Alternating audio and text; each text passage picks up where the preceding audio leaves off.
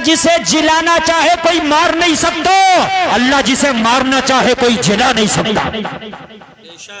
रात भर पड़ी रही चौराहे पे, सुबह को जाके देखा तो बेटी मुस्कुरा रही है।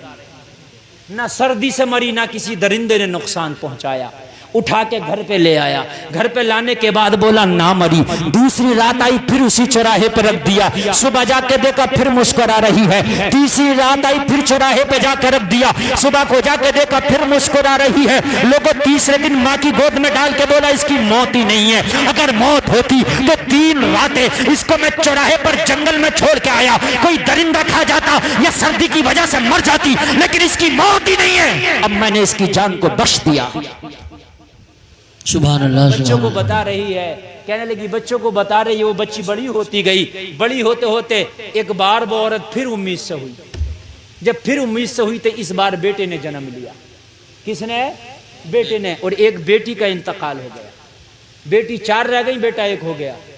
फिर एक बार वो उम्मीद से हुई, फिर बेटे ने जन्म लिया, बेटी का इंतकाल हो गया। इधर बेटा जन्म लेता, उधर बेटी का इंतकाल होता।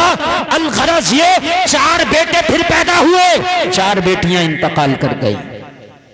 बस वही बेटी जिंदा बची जिसे 3 दिन तक चौराहे पर रख के आया था। तवज्जो है? कहने लगा सबकी शादियां हो गई, 4 बेटों की, और 4 बेटे शादियां करके अपनी बीवी बच्चों के साथ अलग हो गए। बाप और मां बूढ़े रह गए, उनकी देख रेख करने वाला कोई नहीं रहा।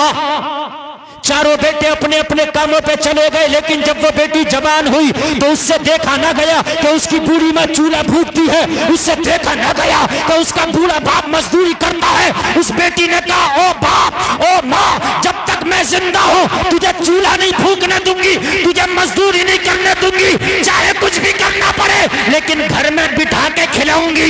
वो लड़की जिसे 3 दिन तक चौराहे पर रख के आया था, अब वही लड़की उन्हें कमा कमा के खिलाती है, पका पका के खिलाती है। जिन बेटों के लिए लड़की को 3 दिन तक चौराहे पर रख के आया था, उन बेटों ने हाल पूछना छोड़ दिया है, उन बेटों ने गले से लगाना छोड़ दिया है, उन बेटों ने खैरियत लेना छोड़ दिया है। जिस बेटी को 3 दिन तक मारने की गरज से जंगल में छोड़ आया था, आज वही बेटी रोटी बना बना के खिलाती है, आज वही बेटी कमा कमा के खिलाती है। बच्चों ने पूछा वो बेटी है कहाँ, तो उस मैडम ने जवाब दिया वो स्कूल में पढ़ने वाले नन्हे नन्हे बच्चों जो तुम्हारे सामने खड़ी है, यही वो बच्ची है। नारे तकबीर, नारे रिसालत, नारे गौसियत, मसलके आला हजरत उलमाए अहले सुन्नत। सुभान अल्लाह। मैं वो बच्ची हूँ, मैं ही वो बच्ची हूँ जिसका बाप 3 दिन तक रखाया था। जो प्यार तुम्हें बेटियां देती हैं शायद बेटे ना दे पाए। उस माँ ने कहा ये बच्ची रोज तुझे याद करके सोती है, रोजाना उठने के बाद फौरन तुझे पूछती है। अब तू कहता है इसे जिंदा दफन कर दूं, लेकिन लोगों माहौल था उस वक्त का कि बेटियों को जिंदा दफन कर दिया जाता था। कहने लगा नहीं नहीं, इसे तो जिंदा दफन करके रहूंगा। लोगों हाथ पकड़ा बेटी का और घर से बाहर ले जाना चाहता था जिंदा दफन करने की गरज से। बेटी ने कहा ओ बाप, तू जिंदा दफन करना चाहता है, कर तो दे, लेकिन थोड़ी देर जिंदा दफन करने से पहले मुझसे प्यार से बातें कर ले। बड़ा इंतजार किया है मैंने तेरी आमद का। अल्लाह अल्लाह। क्या जमाना है, कभी यूं भी सजा देता है, मेरा दुश्मन मुझे जीने की दुआ देता है। सुभान अल्लाह, सुभान अल्लाह। वो बेटी बोली ओ बाप, शौक से जिंदा दफन कर लेना, शौक से अपनी खुशी पूरी कर लेना, लेकिन कई साल मैंने तेरा इंतजार किया है, थोड़ी देर मुझसे प्यार से बात कर ले, उसके बाद जहां तेरा दिल चाहे मुझे जिंदा दफन कर देना। अल्लाह अल्लाह। ये शख्स सरकार की बारगाह में बैठा बैठा कह रहा आका, इतना जब उस बच्ची ने कहा तो उसके हाथ कांपने लगे। आखिरकार जालिम था मगर था तो बाप ही, कुछ भी था तो बाप ही। कलेजा जो था वो था तो बाप कई, सीने में जो दिल था वो था तो बाप कई। हाथ कांप गए जब बेटी ने ये जुमले बोले ना, जहां दिल चाहे जिंदा दफन कर देना, खून माफ करती हूं मगर प्यार से बात कर ले, तुझे देखने के लिए बड़ा तड़पी हूं। हाथ कांपने लगे। बेटी को ना ले जा पाया, नबी की बारगाह में अर्ज करता, मेरे पास आया, मैं तो स्पेशलिस्ट था, पैसे लेकर लड़कियों को जिंदा दफन करता था, मेरे ना हाथ कांपते थे ना पैर कांपते। मुझसे बोला मेरी बच्ची है, वो मुझे इतना प्यार से बोलती है कि मैं उसे जिंदा दफन ना कर पाया।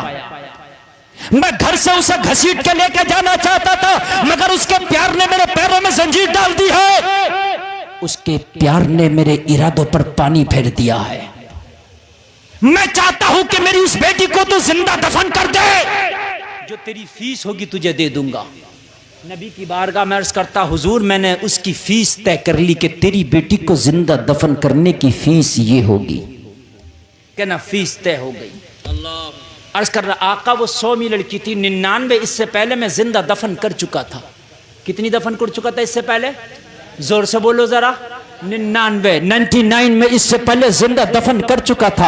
आका ये 100वीं लड़की थी जिसे मैंने पैसा तय कर लिया, सुपारी तय कर लिया, और तय करने के बाद जिंदा दफन करने के लिए उसके बाप से मैंने कहा, मैं कब्र खोद के तैयार करता हूं, मैं गड्ढा खोद के तैयार करता हूं, मैं मिट्टी निकाल के जमीन से तैयार करता हूं। तू अपनी बेटी को पकड़ के किसी भी बहाने से वहां तक ले आना जहां मैं कब्र खोद के तैयार करूंगा। तेरी बेटी को लाना तेरा काम है, और जब तू वहां तक ले आएगा तो उसे जिंदा जमीन में दफन करना ये मेरा काम है। आका की बारगाह में अर्ज करना, या रसूल अल्लाह, उसका बाप अपनी बेटी को किसी बहाने से पकड़ के उसी जगह ले आया जहां पर मैंने गड्ढा खोद कर तैयार किया था, उसी जगह ले आया जहां पर उस बच्ची की मैंने कब्र को तैयार कर रखा था।